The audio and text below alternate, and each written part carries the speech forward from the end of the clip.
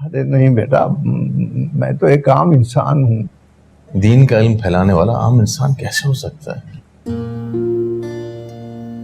तुम बड़ी उजली सोच के मालिक हो।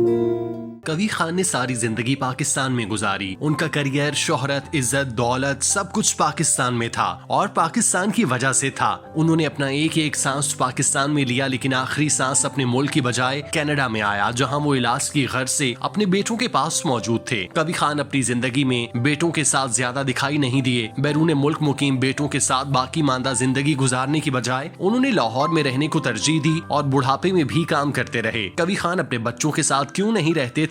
क्या उनके बच्चे उन्हें ओन नहीं करते थे? कवी खान का अपने बेटों के साथ कैसा रिश्ता था, ये सब हम बताएंगे आज की इस वीडियो में। आजमाता है, वो अपने बंदे से बहुत प्यार करता है और जिससे प्यार किया जाए उसे बहाने बहाने से आजमाया भी जाता है। कवी खान ने अपनी सारी जिंदगी कैमरे के सामने गुजार दी। उन्होंने पाकिस्तान टेलीविजन के पहले ड्रामे में काम किया। 15 साल की उम्र में फनी करियर का आगाज करने वाले ने इंडस्ट्री में अपनी जगह बनाने के लिए बहुत पापड़ बेले। उन्हें अपने फन पर यकीन था, फिर कुदरत ने इस यकीन का उन्हें ऐसा फल दिया जो किसी और अदाकार को नसीब नहीं हुआ। कवी खान ने अपने करियर में शोहरत के साथ साथ दौलत भी खूब कमाई। उन्होंने लाहौर में अपना घर बनाया और बच्चों को आला तालीम दिलवाई। उन्हें सेटल करने के लिए बैरून मुल्क भेजा और बच्चों के फराइज से भी सुबकदोश हो गए। कवी खान के दोनों बेटे तालीम हासिल करने के बाद कनाडा जा बसे और वहां उन्होंने अच्छी मुलाजमतों पर फाइज होकर अपना शानदार करियर बना लिया और पाकिस्तानी लाखों रुपए कमाने लगे। कवी खान ने बच्चों को बाहर सेटल करवाया, लेकिन वो खुद पाकिस्तान छोड़कर नहीं गए। वो अपनी बीवी के साथ लाहौर में ही मुकीम रहे। होना तो ये चाहिए था कि वो बच्चों को सेटल करने के बाद इंडस्ट्री से रिटायरमेंट लेते और फिर सुकून से घर बैठकर जिंदगी गुजारते। उन्हें बच्चे लाखों रुपए भेजते जिसे वो अपनी मर्जी से खर्च करते। कवी खान ने 15 साल की उम्र में फनी जिंदगी का आगाज किया और फिर कभी रिटायर्ड नहीं हुए। वो बुढ़ापे को पहुंच जाने के बावजूद मुस्तैदी के साथ काम करते रहे। उनकी रिहाइश लाहौर में थी, ताहम उन्हें जब शूटिंग के लिए कराची जाना पड़ता तो वहाँ एक गेस्ट हाउस में रहते,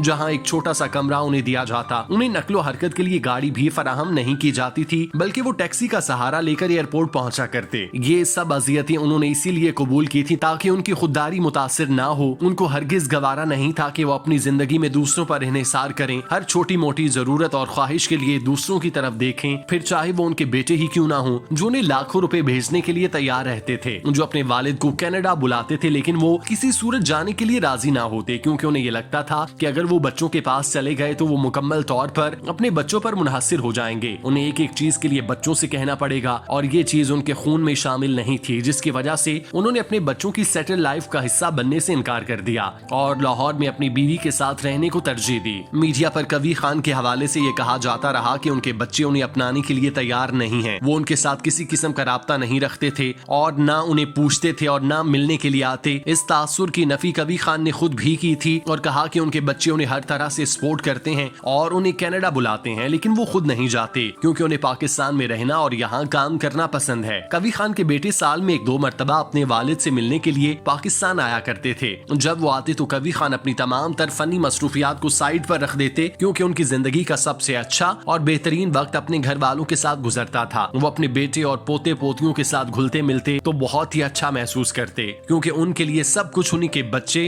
और पोते पोतियां थे। इसके अलावा जब उनकी बेटियां नवासियों के साथ आती तो माहौल और ज्यादा पुररौनक हो जाया करता। कवी खान को उनके बेटे हर तरह से राजी करने की कोशिश करते कि वो उनके पास कनाडा आ जाएं, उनके पास रहें, वहाँ इंतहाई शानदार जिंदगी बसर कर रहे हैं, उनके पास किसी चीज की कमी नहीं, लिहाजा उनका पाकिस्तान में रहकर इस तरह काम करने का फायदा नहीं। अब उनकी उम्र उस तरह की नहीं है कि उन्हें आराम की अब जरूरत है। उनके बच्चे इस काबिल हो चुके कि उन्हें घर बिठाकर खिला सकें। ये सब बातें कवी खान को समझ आती थीं, लेकिन ये खुददारी थी कि वो इस चीज के लिए तैयार नहीं थे। उनके लिए ये सुकून ही काफी था कि वो अपनी जिंदगी की जरूरियात को अपने कमाए हुए पैसों से पूरा करें और वो किसी पर मुनहसिर नहीं होना चाहते थे, हत्ता कि अपने बच्चों पर भी, जो कनाडा में लाखों रुपए कमा रहे थे। हम इन्हें हर रोज एक मखसूस वक्त में देखने के आदी हो जाते हैं और जिस दिन ये हमें नजर नहीं आते तो किसी चीज के मिसिंग होने का एहसास हो।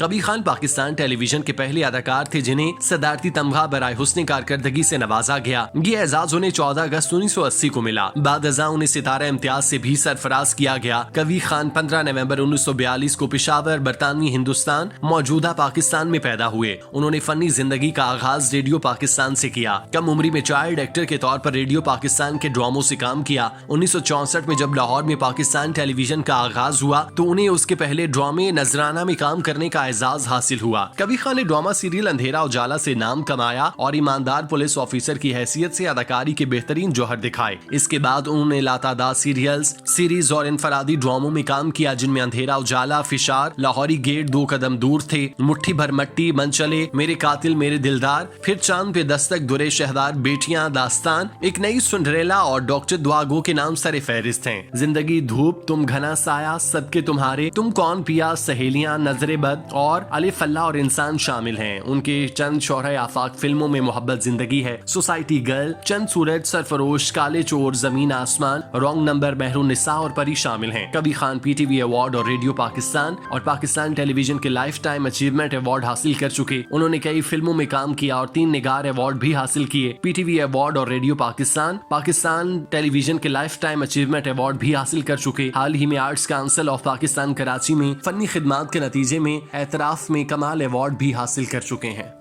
मैं सोच रहा हूँ उल्फत की माँ, जो शख्स अपनी बेटियों को अच्छी खुराक न दे सके वो जहर देकर उन्हें इज्जत के साथ रुखसत कैसे करेगा।